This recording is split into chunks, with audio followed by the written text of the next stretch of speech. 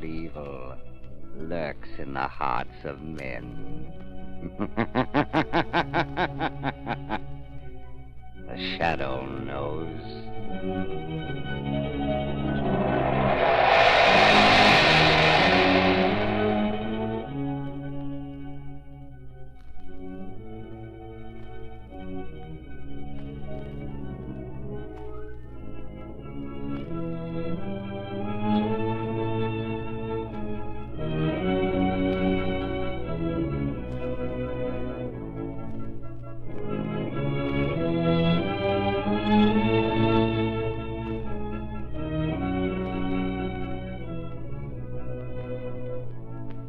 Ladies and gentlemen, today the Shadow program has the honor to present a distinguished guest whom all of you will want to hear.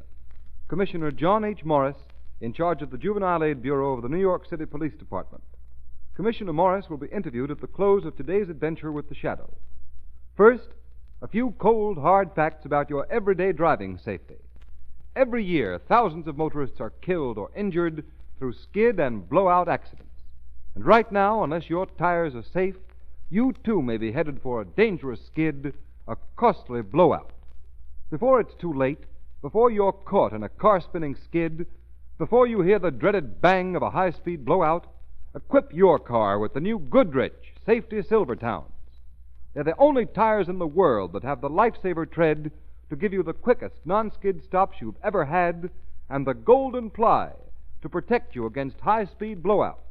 And think of it. When you invest in this sensational new kind of tire safety, you get both of these great life-saving features at no extra cost.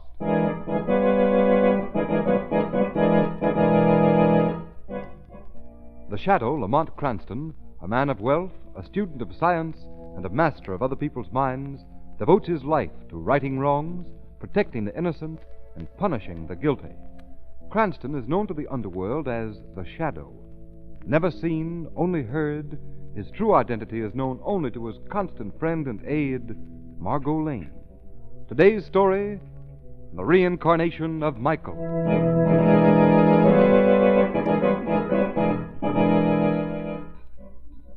Well, how's our experiment coming, Professor Charles? Oh, very well, Michael. Almost all our flying messengers of death are ready. See these cages filled with mosquitoes? Good. I've taken pains that my guests won't disturb you. Yeah, well, they do. Can't open the window for a breath of air, but there they are, chattering like monkeys. I wish you'd stay away from that window. Someone might see you. Let them.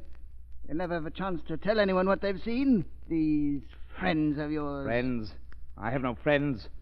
I hate my guests. We'll make them suffer, Michael. Suffer as I've suffered. Those parasites hang around me because I'm Michael Welsh, the millionaire. Every one of them is an enemy. One sold me faulty stock. Mrs. Bell borrows money and fails to pay it back. The third, a girl, might have been my wife, but she wouldn't listen to me. Never put faith in human nature.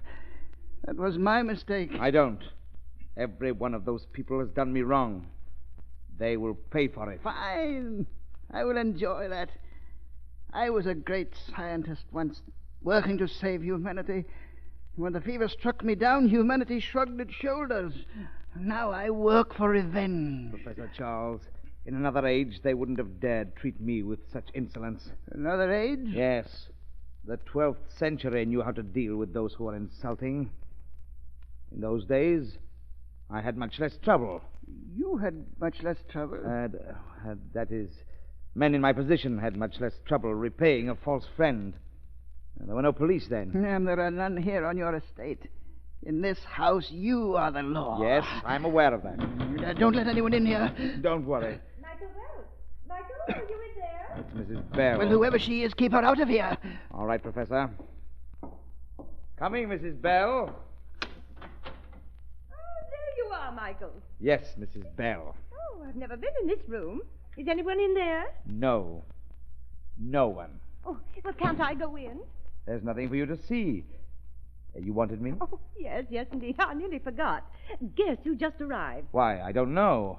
All my guests are here already. But these two are friends of mine. They heard I was staying here and dropped over for a chat. Oh, I knew you'd enjoy meeting them. Margot Lane's such a lovely girl. And young Mr. Cranston knows all about art and old things, just like you, Michael. What? A learned man and a young girl. The same two who came before. The pattern never changes. I beg your pardon? Oh, nothing. They're out on the terrace. What did you say their names were? Margot Lane and Mr. Cranston, Lamont Cranston. Let us go and meet them. I think I'm going to enjoy entertaining these two friends of yours.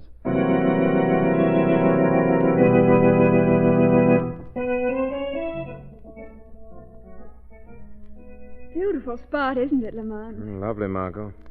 Michael Welch has taste. Building his home right on the crest of this hill. You can see the whole valley from here. But the house, it's so big. More like a castle than a home. Yes, almost a medieval castle. Lamont, look. There's an old man peering out of the window. Where? Up there. Oh, yes. Lamont, he's staring at us so strangely. I wonder who it can be. We'll probably find out from... Oh, Margot, here comes Mrs. Bell now. Oh, yes, I suppose that's Michael Welch with her. Hello, Myra. Oh, Margot, darling, and Mr. Cranston. I've been wanting you two to meet Michael for ages. He knows all about you. Still, you might introduce me, Mrs. Bell. Oh, of course, how silly of me. This is Michael Welch, our charming host. Miss Lane and Mr. Cranston. How do you do, son? I'm glad you stopped to call. Thank you. We can't stay very long. Oh, but my dear, you must. We're having such a wonderful time. You'll love it. Make them stay, Michael. Well, you'll stay until after dinner anyway, won't you? Yes, and Michael must show Mr. Cranston his remarkable collection. Mr. Cranston's always interested in that sort of thing. Are you a collector, Mr. Welch? Yes, medieval art, you know. Lamont, we really haven't time Come to... along. Thank you. I'd enjoy seeing your collection, But Mr. Welch. Lamont... Oh, I knew you would, Mr. Cranston. Oh, you must meet everyone. Come, Michael. We'll go and get the others. Well, Margot, what's the matter? I don't like this place. That old man in the window. He had hate in his eyes. There's something evil about this house. You really feel that, Margot? Oh, I know it's silly. Go ahead and laugh at me. I'm not laughing, Margot. I'm interested. You see, I feel there's something evil about this house, too.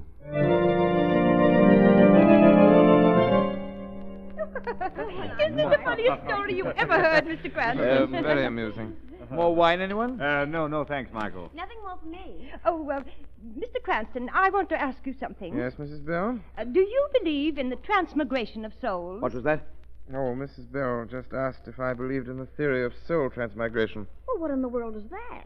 Reincarnation. Yes, and I do think it's ever so interesting. All about how the great minds of past ages came back and, great minds in the present. I know that some ancient people really were convinced that a man returned to Earth after death as another person. You mean we all were someone else long ago? That's the general idea. Oh, I hope I was queen in Babylon. Come, let's drop the topic. Oh, why, Michael? Mrs. Bell, you shouldn't discuss things you don't understand. Well, I know all about reincarnation. No, you don't.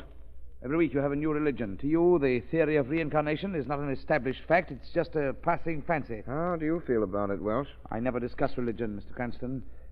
Shall we have our coffee in the living room?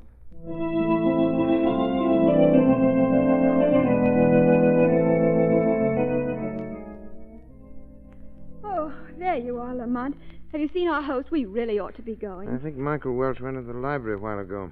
By the way, where have you been since we had our coffee? I was just wandering around looking for the old gentleman we saw peering out the window. Oh, did you find him? No, he's certainly not one of the guests. Here's the library.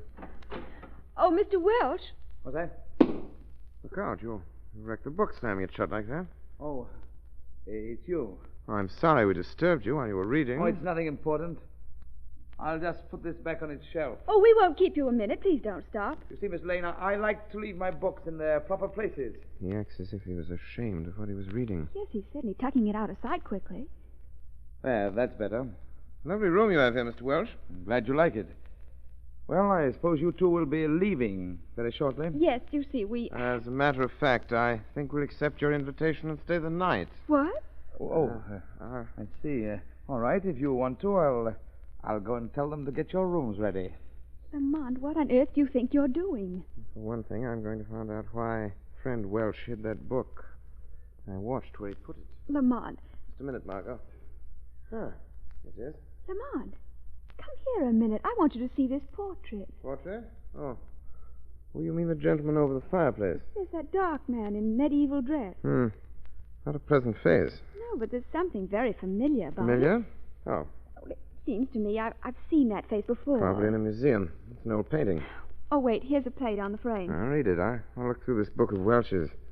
Duke of Ancona, Italian noble, 12th century. Now, I don't recall the name. Nobody ever remembers history lessons. I'd swear I'd seen those eyes on a living person. It's been pretty old, about 800 years. No, it looks like someone I know, but I just can't place the man. Speaking of age, it's a rare old volume. The book Mr. Welsh was ashamed of? What is it? Yeah, an old Italian history. Very interesting. Oh. Let's see. It's about the place where Welsh had the book open, right here. Yes, somebody's thumbed this page well. This is strange. What? It's a story about your boyfriend over the fireplace. The man in the portrait? Yes, Michael, Duke of Ancona. Bloodthirsty gentleman, the Duke. Even for the Middle Ages. Those medieval soldiers were butchers. Duke of Ancona was more subtle than that, Margot. This tells how he invited a party of friends to his castle, locked them in, and introduced the plague among them. But why? The writer says the Duke was avenging an insult. Did he get his revenge? Yes, with 2 more deaths than he expected. 2 extra victims? Yes, he hadn't planned on those 2, had nothing against them, a learned man and a young girl. Fortunately, they sought refuge in the Duke's castle from a storm. And ran into a murder plot. Exactly. The Duke trying to get them to leave, but when they wouldn't, their host went ahead with his plan. 2 hopeless victims perished with the others. I'm glad it was a long time ago, Lamont. 12th century. What's this in a leather folder? Lamont, Yes? look, a photo of Michael Welsh in his youth. Why, it's exactly like... Like the portrait of the Duke of Ancona. I knew I'd seen that face. Michael Welsh looks like the Duke. They have it. Yes, they're very much alike. Welsh is older now and grayer. That's why I didn't see the likeness before. Margot, do you see what this means? What? Why, no. By a twist of fate, although they're not related, Michael Welsh is a physical duplicate of Michael, Duke of Ancona, who lived in the 12th century. You mean And he thinks... Welsh believes he is the Duke himself reincarnated. He's made a study of it in the Duke's history until he believes it. In his manner, when we're discussing reincarnation at the dinner table, I'm sure he really believes it. You see, the present circumstances here are parallel to those at the time of the historic tragedy. This is a party. Yes? The guests are all his friends except 2. You and me. Oh, the same as the story. It's so similar. Oh, Isn't amusing, Margot? We're the 2 unexpected guests, man and woman. Welsh tried to get us to leave. yes. But we stayed. We followed the pattern of the tale of the Duke in the 12th century. Same situation 8 centuries later. The question is, how far does Michael Welsh mean to imitate the Duke of Ancona? Are we all in danger? But, Lamont, that's fantastic. I've got to find out, Margot. But how? By watching Michael Welsh tonight as the Shadow. Going to investigate this house and find out exactly how Michael Welsh intends to reenact the old tragedy. His belief that he is the reincarnated soul of the Duke of Ancona.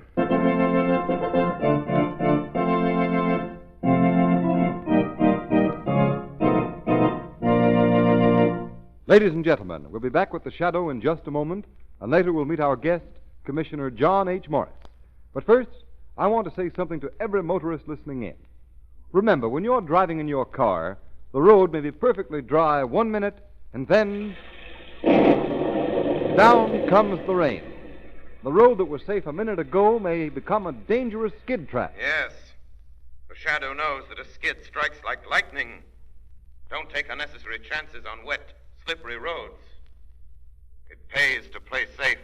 Before you experience that pit-of-the-stomach feeling when the car you're driving skids wildly over a wet, slippery road, equip your car with new Goodrich Safety Silvertowns with the Lifesaver Tread. That's the way to get the quickest, safest stops you've ever had in wet weather. And here's why. The Lifesaver Tread of the new Silvertown has a truly amazing action on wet pavements. For as the spiral bars of the tread roll over the pavement, they act like a battery of windshield wipers. Sweep the water right and left from under the tire. Force it out through the deep grooves. Make a dry track for the rubber to grip. You'll never know what the word stop really means until you've felt the grip of the Lifesaver Tread on wet pavements. Protect your family against dangerous skids before it's too late. Put Goodrich Safety Silvertowns on your car tomorrow.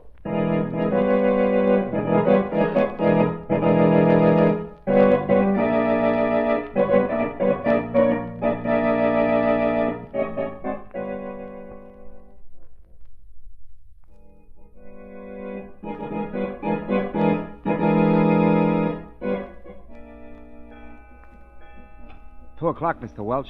Time for me to get going. Good. Now you understand what you're to do, Tony. Yes, sir. The dynamite's already planted. Enough to do the job easy. Here's the money I promised you. Oh, yeah, okay. There'll be a bonus if the explosion goes off exactly as we planned. Oh, don't worry none, Mr. Welch. It will. All I got to do now is throw the switch. All right, get in the car and be on your way. Yeah. Hey, there's a light in the house, sir. Won't someone hear me drive off? That's my private room. Don't worry about that. Oh, okay. Luck, Tony. Yeah, thanks. Listen for the blow-off. I shall listen, all right. It's too bad that the noise will awaken my guests, but soon, nothing will disturb them. Now, to get back to the laboratory.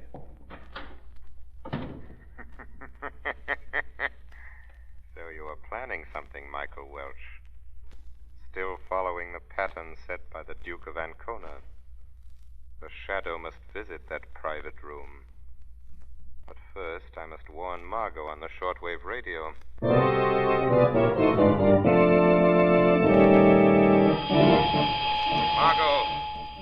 Margot! Shadow calling Margot Lane. I'm in the garden.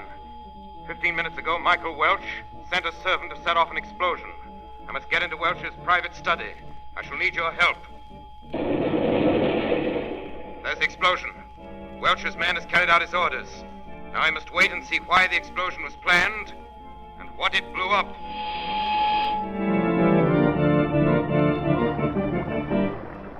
Look at all that water there. Why, my The whole goodness. valley's being flooded.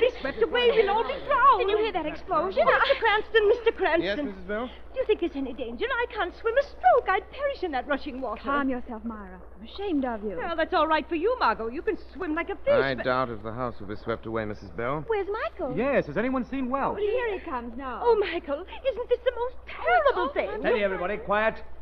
There's nothing to get excited about. Nothing to my get goodness. excited about when we may all be drowned at any minute. There's no danger. The house is safe. Up here on the hill, we're out of reach of the waters. We can't get out of the house. No. We're all stuck here for at least 3 days, Mr. Cranston, until the water subsides. Well, let's phone for help. The wires are down. The flood carried the poles away. Margot, Yes, Lamont? Welch's man blew up the dam and flooded the whole countryside. The old plot is still working out. Now we're all prisoners in the Duke's castle. With no hope of escaping. And next should come the plague. Oh, well, that's just the limit. Mosquitoes. What's the matter, Myra? A mosquito bit me. That's the last straw. Margot, I think Welch is going back to his private room. Yes, Lamont. Stay with the guests. The Shadow must follow him.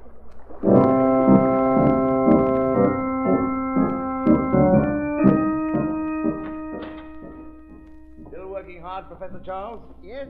Oh, yes, Michael. I'm feeding the serum to the last batch of mosquitoes. What was that, sir? Door stuck for a second. There it is. The deadly mosquito I let loose in the hall just bit one of my guests. A lady. The lady will be sick very shortly. Yes. And then, when the time is ripe, we'll let loose all the mosquitoes in the laboratory and add a new game to our weekend party. There are over 10 screen boxes of mosquitoes, all filled with germs, ready for your guests. Good. Now they're trapped by the flood outside, they can't run away. Now we'll have our revenge. My dear Professor Charles, my revenge is written in history. No one can change the course of events. It was all predestined centuries ago. You can let loose the other mosquitoes as soon as it's light. I want to see them swarming through the house. Yes, all will be ready. Take good care of our winged pets. What are you feeding those mosquitoes, Professor Charles? What? What is it that will be let loose on the guests in this house? Who talked? Where are you? I am here, Professor Charles. I am the Shadow. But where? It's just a voice. I can't see. I am here even if you can't see me. And I warn you, the mad plot of Michael Welch cannot succeed. You and he will be punished for your crime. I don't know what you're talking about. Don't lie. What germs are you feeding all those mosquitoes? Go away. I'm an old man. For a moment you frightened me with your strange voice. But I'm too old for fear. Too old for everything but revenge. No one shall rob me of that. Yes, old man, someone will. The Shadow.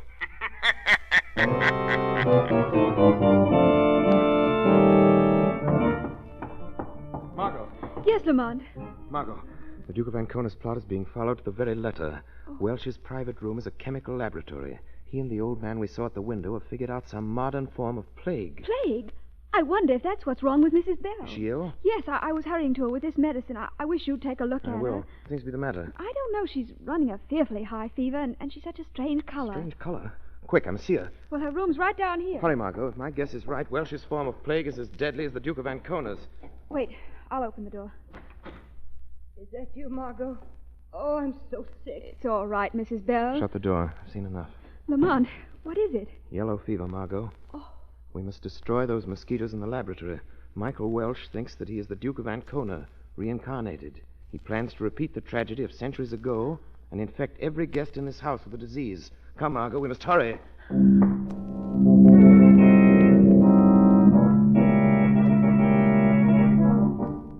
Here, Margot. Here's the laboratory. Door's locked. Wait, I stole the key. What are you going to do when we get inside? Listen. The row of screen boxes on the table. Get the old man away from them, over by the window. I'll be with you as the shadow. All right. Don't speak to me until I speak. Here's the key. Lock the door behind us. Quietly, Margot, quietly. Step in. Yes.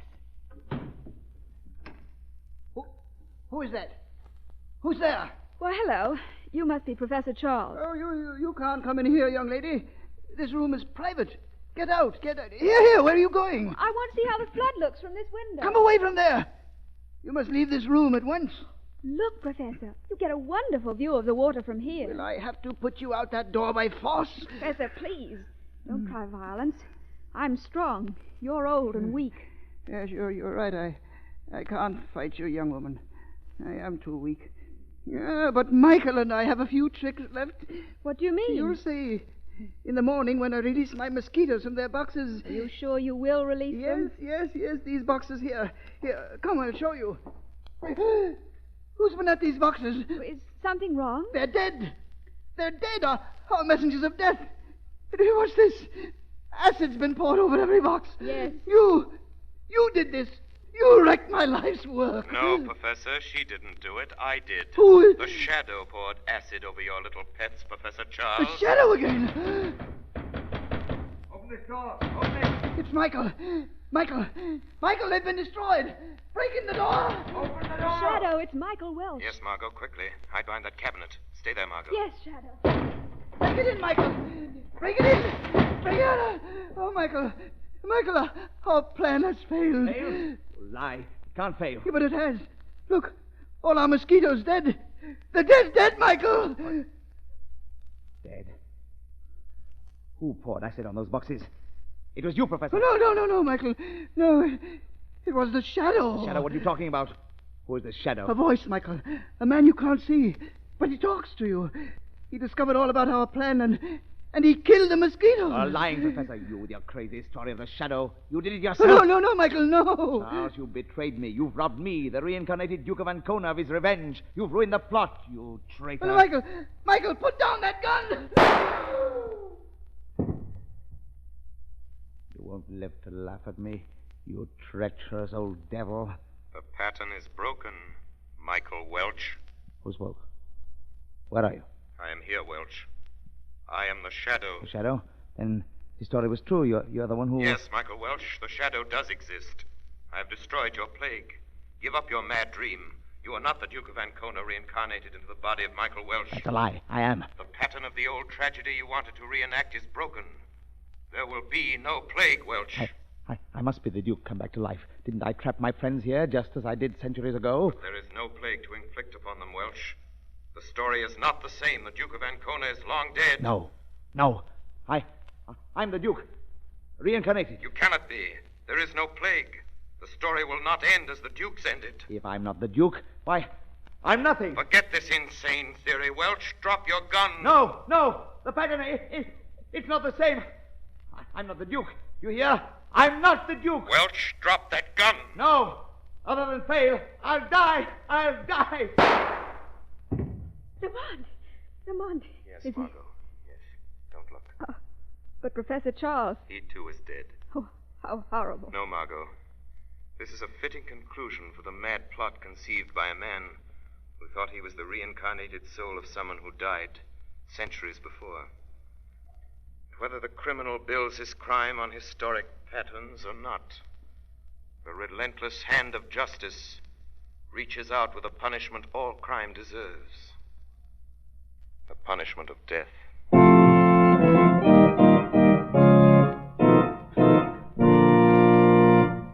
And now, ladies and gentlemen, the Shadow program has the honor and privilege of presenting to you today's distinguished guest. He is Commissioner John H. Morris, in charge of the Juvenile Aid Bureau of the New York City Police Department. Commissioner Morris. Thank you. First, Mr. Roberts, tell me, how does the Shadow do it? Well, I'm sorry, Commissioner Morris, but that's the Shadow's secret. All right, Mr. Roberts. But now, seriously, I'm grateful for this opportunity to congratulate the sponsors of the Shadow for putting on such a fine program. It's not only mighty entertaining, but it's also doing an excellent job of showing young Americans the folly and futility of lawlessness. And that's what your job is, too, isn't it? That's right. Crime prevention is the business of the Juvenile Aid Bureau of New York City. That's a pretty big order. Tell us, Commissioner, how do you do it? In brief, by putting into operation measures for the rehabilitation and adequate social treatment of juvenile delinquents, and instilling in boys and girls a respect for law and appreciation of good citizenship. Well, tell us, Commissioner, how do the children react to this plan? They love it. Our 120 Police Athletic League supervised play streets and play centers boil with activity from morning till night. And that's not all. In addition, the League has made the police department uniform a symbol of friendship between those men who wear it and every member of the PAL. Thank you very much, Commissioner Morris. I'm sure everyone listening enjoyed hearing your opinion on this topic of such vital interest to us all.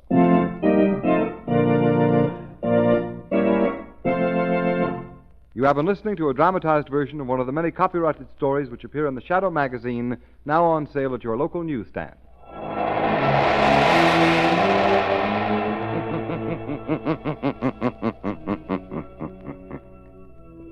The weed of crime bears bitter fruit. Crime does not pay. The Shadow knows. All the characters and all the places named are fictitious. Any similarity to persons living or dead is purely coincidental.